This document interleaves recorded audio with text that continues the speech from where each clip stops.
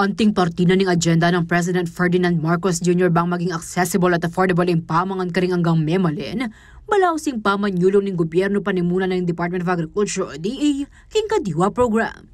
Metong yung karing inisyatibo ng ahensya ng Kadiwa, lakwas na para karing lugar ang meki matas a demand at komunidad ang meki low income a pamilya.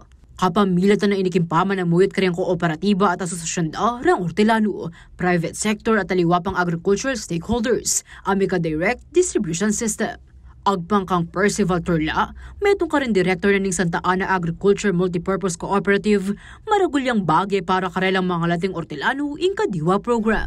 Manibat po King Farm, Impale, may sasaliwanan na po ng kaya kaming kooperatiba, tapos po i-process ne, gilingan ne, anytime po ating kaya pong pipagbiyahan, pauli na po ng Kadiwa.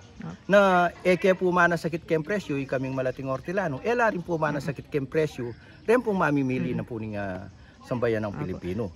Mikakapamitagon mo naman kanu aagkata na lang DA ang mamisali karing karelang produkto, karing Kadiwa Center o Fair. Kenny, mura rang pisali ing agri-products. Kalupan na morning abias, ami pisaling 49 pesos ing balang kilo, kumpara king palengke achu king 52 pesos. Kasi po munang-muna, kami pong Hortelano, na kaya po mag-worry nung nino pong sali kaya kaming produkto. Alida na kaya po pag maragulan din pribadong bayahero kasi po ating kami pong siguradong sure buyer na kaya man po garabyado king presyo. At munang-muna po, aliwa mo kaming makinabang, nun po pati po rin kabalanta mo pong mamimili na mas mababa pong presyo kesa po king merkado.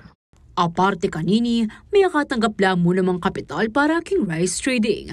Bistaman pa, salamat laritor lakang bering kayabe ng Hortelano king maragula improvement kanuking karelang kabilyon.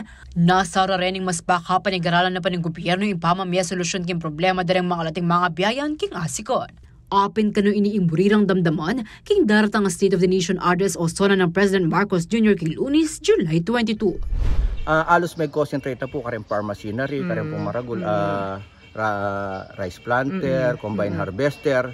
Malalakwan lang po rin ang mga latiming pamangailangan. Kasi po ngayon may labasan na yan, may pong El Nino. Dito po kasing STW o dito pong solar pump, ila po rin kailangan na pwede mila pong, lalo na po kayang pong pwesto, meeting Balan Santa Ana, alos yung source mi pong danom is manibat po kayang lalam gabon. Kailangan nila po rin ang STW. Samantala, amuyutan na namang Agri-Party List Representative Wilbert Lee, PBBM. Iyabing House Bill o HB 3957 o Kadiwa Agri-Food Terminal Act, anting priority measure king third regular session na ng 19th Congress.